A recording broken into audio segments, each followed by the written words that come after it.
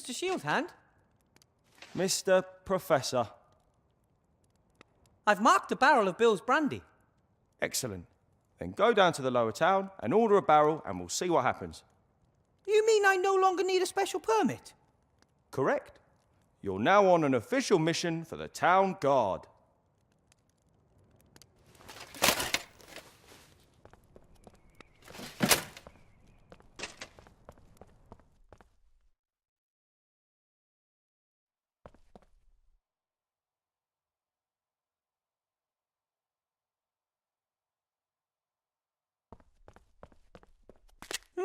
A wooden box full of old tools. Some sort of metal clamps, a hammer, some wire. Probably Bill uses the stuff to maintain his stand. Bill's store.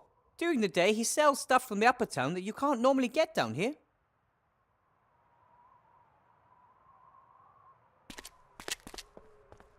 So this is where the crane comes down. And up there's Bill, sitting on his crates.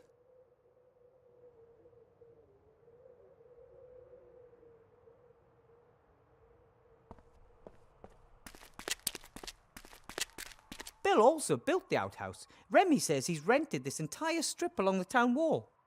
Maybe he couldn't bear the thought of leaving his stand unattended for a few minutes a day.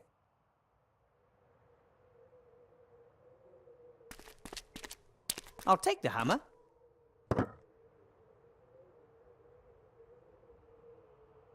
Psst! Bill! Who's there? And what do you want?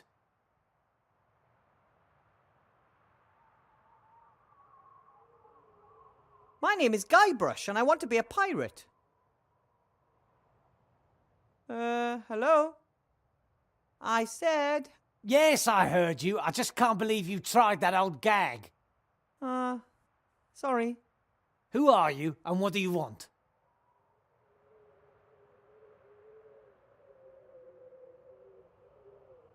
It's me, Wilbur. Wilbur, come up here if you want something. But I want, that is, I'd like... forget it. Bother, I was too nervous.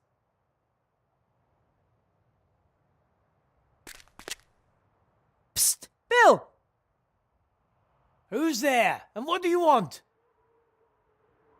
It's me, Mr. Shieldhand. I want to talk to you about my bribe. Or lack of, to be precise.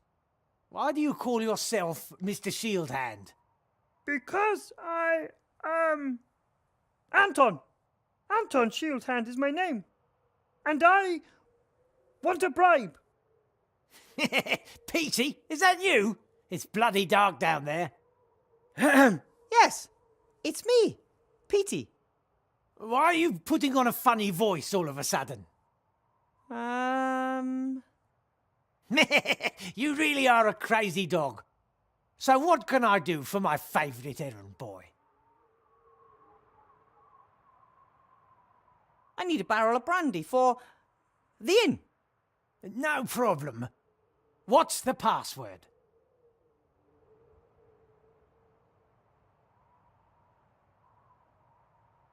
Password? What password? The secret password. I can't just offer illegal goods to anyone, especially as I don't have any. Oh, that password. All right, the password is... Is it fluffy bunnies? What? No. Construct additional pylons? Are you just guessing? No? What's the password? I don't know the password. Why not? Aren't you Petey? Step into the light. Yes, I am, but I forgot the password. Ha! That's just like you. Ask in the inn. The owner knows it. Fine.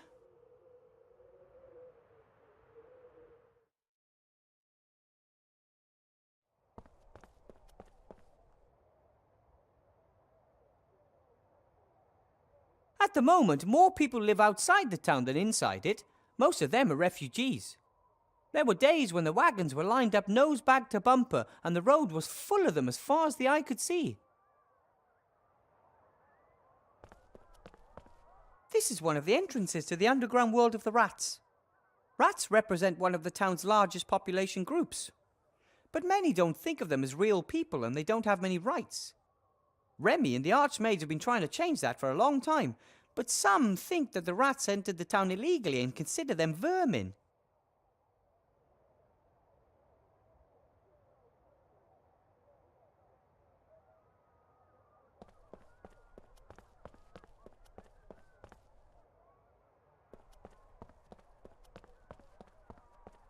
This looks like a hatch.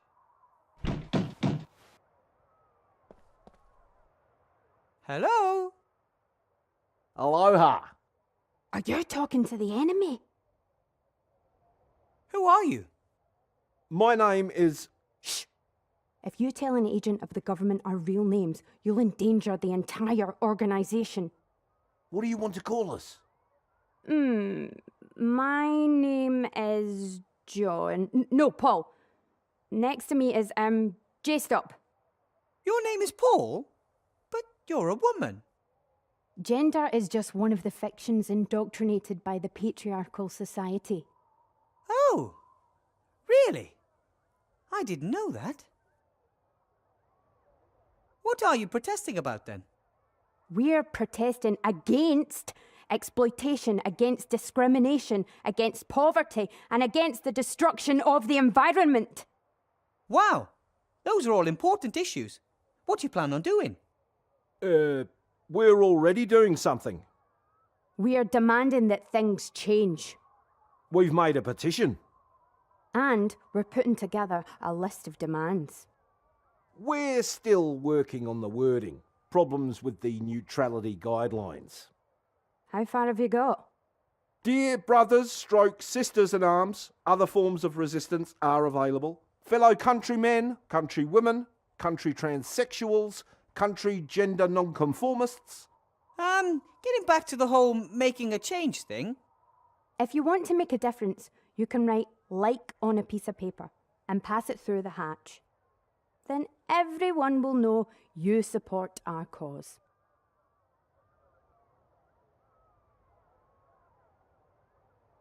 Maybe I can pass on some of your demands to the arch-mage and we can see what can be done.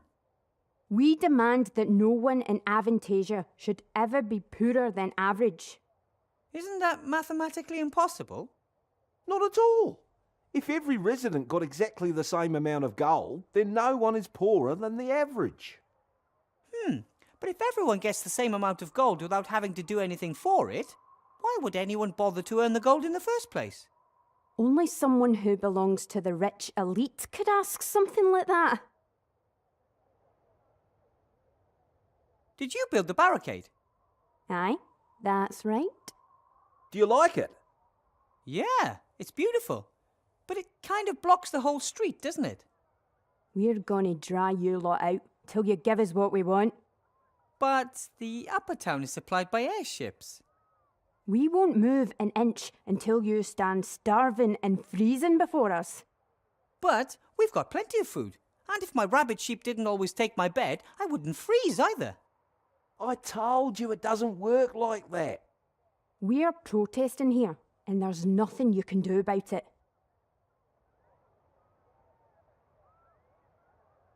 Everything all right in the lower town? Couldn't be better.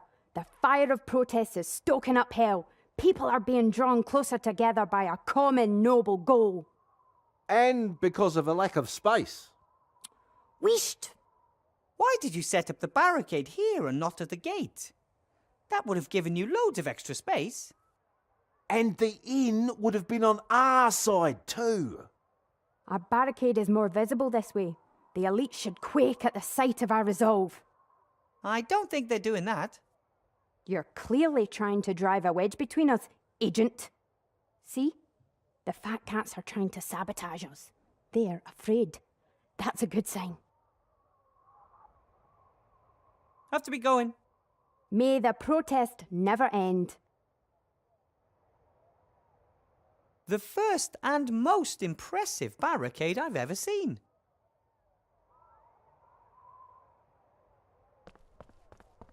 Someone has put a bucket of water next to the fire pit.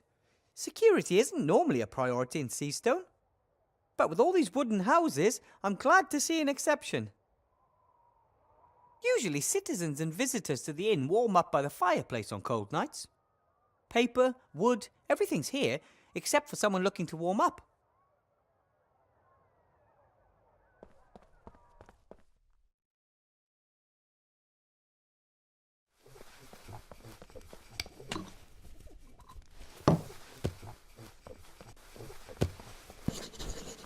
Someone forgot their jacket, or left it hanging there while they take a nap upstairs. That would be risky. The crime rate in this town is at an all-time high. Remy looks tired. I think the election campaign and the current situation in the town are really taking their toll on him.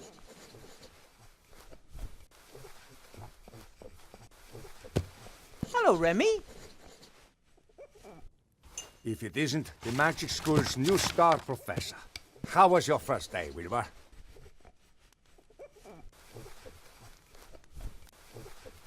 I surprised Headmaster Block in the staff room as he was rummaging through a desk drawer. But he was startled when I spoke to him, like I caught him doing something. He didn't want you to see him fiddling around in his own desk drawer. Interesting, isn't it? Did you notice anything else suspicious? Headmaster Block is very mean to me. He gives me loads of difficult tasks. All of which you've solved, knowing you.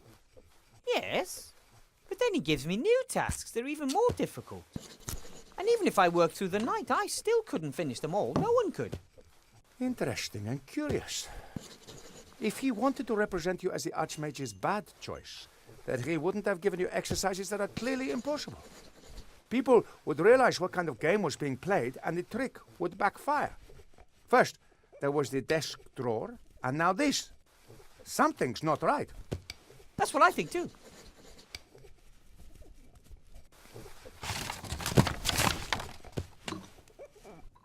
Archmage Alistair gave me a magic slate.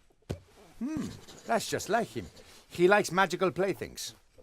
That's not all. The slate advised me to build a golem to help me with my work. A golem? They're very strong, so it could help me with a lot of my work. Yes, but I was thinking of something else. Think about it.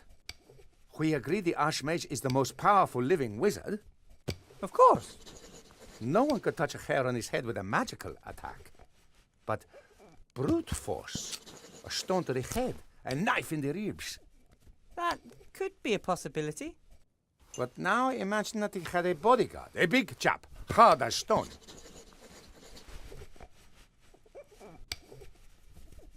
Such as a golem, for example. Exactly. Even a troll wouldn't get past the golem. But the best thing, golems are absolutely loyal.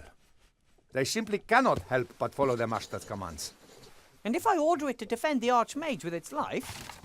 Then that's exactly what it'll do, and no one would get past it. That sounds fantastic. Can you manage that? Building a golem and bringing it to life? I'll sure try, at any rate. I'll get it to complete the headmaster's stupid tasks first, and then guard the Archmage. The headmaster and the council leader have come up against the wrong gnome.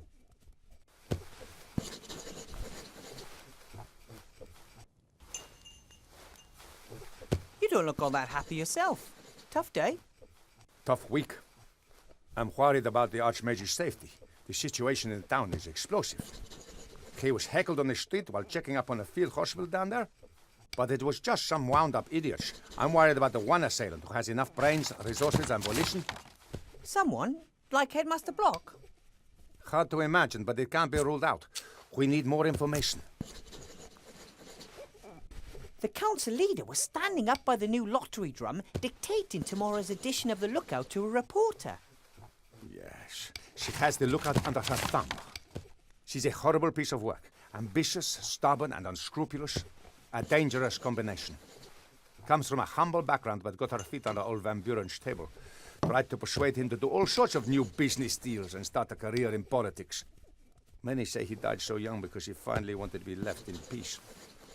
How did she end up as the Archmage's most promising challenger? The Archmage doesn't want the most important posts in government to go automatically to the richest citizens anymore, but rather to the most competent people, chosen by the people. And And of course the nobility and the merchants don't like that one bit. They were seething when they found out about it, but there was nothing they could do to start with. The arch-mage was too popular, untouchable. But then along came Sybil Van Buren, and she had a plan. The election was to be approved and set for 1 year's time. 1 year in which she put up obstacles in the archmage's way and sabotaged his politics in any way she could. Her only aim was to make him look bad. By the gods, how I'd load it if she succeeded. So what do we do now? Keep an eye on Headmaster Block and see what happens? So near the elections. A supporter of the council leader behaving suspiciously in the vicinity of the archmage. No, too risky. We can't wait. So you're going to have a look for yourself? Phew, I'd like to, but perhaps that's precisely their plan. An officially unofficial employee of the archmage sniffing about in the office of one of his political opponents. Wouldn't be good if word got out. A first-rate scandal. But what about a teacher looking for a form in the staff room? A teacher who is in the school because the headmaster has given him tasks to be done. Normally I would try to discourage you. But the archmage is visiting the school tomorrow. If his opponents are planning something, we have to expose them tonight. I'll do it. I'll have a look around and get back to you if I discover anything. All right, but be careful, Wilbur. Do you think that the archmage will win the election? Van Buren has used all her resources.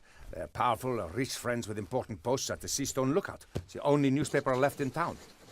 Simple slogans, simple solutions, patriotism and resentment. She tells the people what they want to hear. And yet, the archmage will win the election. Every vote for the council leader and her cronies is a vote too many. But stupidity amongst the voters had not prevailed yet. Why doesn't the archmage defend himself more aggressively against the council leader? Why doesn't he just tell everyone about her scheming? He wants as many people as possible to take part in solving our problems. He doesn't want there to be two sides at each other's throats. But I don't know if it will work. People are starting to accept the conditions. They blame everyone and everything, and they don't even try to change anything anymore. I asked the archmage about it. You know what he said? He's comfortable having things stay as they are. That's why many favor it. Progress requires effort. What kind of world would it be if there was glaring injustice and everyone put up with it just because change takes too much effort? But hey, I'm just a rat. What do I know? Then let's not waste any time. I'll build a golem bodyguard for the archmage and have a look around the headmaster's office. Good idea. And let me know as soon as you find anything peculiar. No heroics, Wilbur Weathervane. I'll be careful. I'll go back underground. I want to find out about the dark magic the archmage has been sensing for days. Good luck. You and Van Buren will not succeed with your plan. You may have great and powerful friends, but the archmage has small and cleverer ones. Remy left his class. There's a mark. It says 2CL beside it. For most people, that's just a little sip. But for a rat, that's a fair amount of booze, I guess.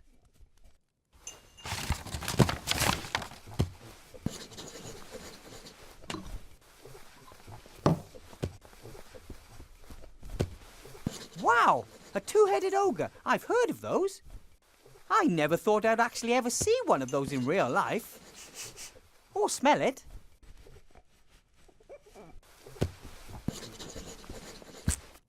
Hello! Little mini man. But, Lout, that's a guest. Welcome, noble sir. How can we help you? I have heard that you buy your alcohol from Bill. We don't have much choice. He's the only trader who'll sell us alcohol. Expensive. You're right there. The prices are unashamedly high.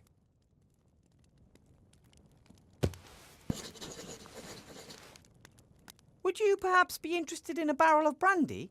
I'm sure that Bill would deliver today. No, thank you. We still have stock, and we have much fewer guests since the barricade was erected. But I need a password. The password for Bill's crane capers? If you were one of his trustworthy customers, you'd know it. Seastone is a big town with lots of merchants. Why is Bill the only one selling alcohol? Since the town was virtually besieged with refugees, there's been no way for the farmers and traders from the surrounding areas to get through with their ox carts. Right. And Bill gets his supplies by air. Just the same, there's still more than one merchant in the upper town, isn't there? Of course.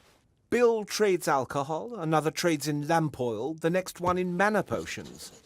That way they avoid competition and set any price they want. I smashed them all! We are upset about it.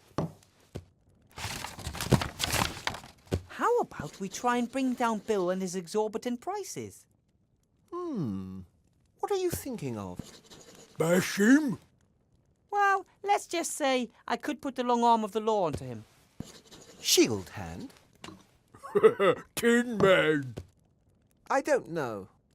The plan is absolutely Anton-proof. We're all set. I just need Bill's password and bam! We have him by his muttony legs. And it won't be traced back to us? I really don't want to be paying even more for our alcohol in future. It's a secret covert operation shrouded in secrecy. Shrouded in secrecy. He has earned it. Oh, all right then. The password is gold won't make you happy. Really? Here, a bag of silver for the brandy. It will be worth it if it scuppers business for Bill and his band of ne'er-do-wells. Thanks. Did someone forget that jacket on the chair over there? Oh, it belongs to a young guest. He, well, got into a fight with Mr. Shieldhand of the town guard and was arrested. Hooligan! Lock up immediately. What happened? He was quietly drinking his beer. Shieldhand came in, recognized him as one of the protesters and wanted to search him. The young man refused, said he hadn't done anything wrong and wouldn't let anyone search him without reason. Then bang! Trench in a lockdown. And the jacket? It's been hanging there ever since. We're keeping it as a deposit until he's paid for his beer. You're a two-headed ogre, right? Well, I am an ogre. And me too. So, you two are ogres. My name is Zloth, mage, philosopher, scholar. And bag of wind. That is Blout, my brother. He is... Me, basher. Me, bash things up. Then take care, you two. One, both. So long. Bye.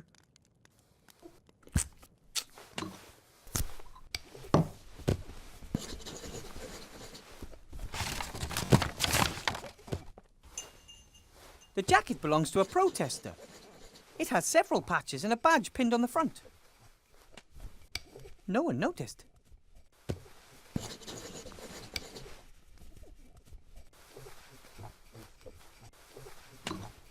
Headmaster Block seems to be counting gold. Lots of gold. I wonder where he got it.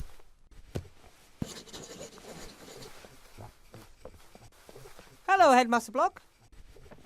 Weathervane, haven't you got things to attend to at school?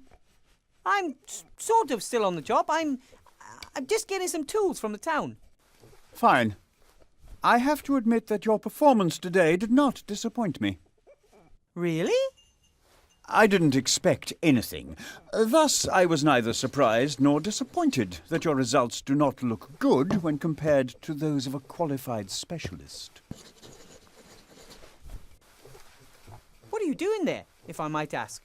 Surely you can't earn that much gold as a school headmaster, right? Of course not. The gold is for the council leader's election campaign. I'm her party treasurer. Some people want the council leader to win the election very badly. Of course. They see their donation as an investment in the future, and they know how to make a difference. I think that you're unfairly giving me difficult tasks just so I can fail at them, and then you have an excuse to get rid of me. Oh, I could get rid of you with very simple tasks, Weathervane. It's not your fault. You shouldn't have been put in a position in which you are confronted with tasks that are beyond your schooling and your abilities. Have to be going. I'll be expecting you tomorrow after the opening ceremony for a staff appraisal meeting, so we can talk about your performance. Very well. My golem and I are going to show you.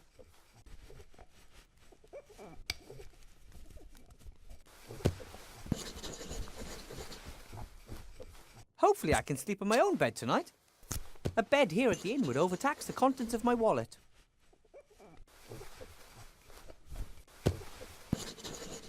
Master Marcus and Bill eventually had enough of this strange role-playing apparatus. I thought Master Marcus had outgrown his love of fantasy worlds, but now this live role-play. I'm worried about him. Eventually he might spend all of his time in his fantasy role-play world of bicycles, tax returns, microwaves and branded soft drinks and forget the real world entirely.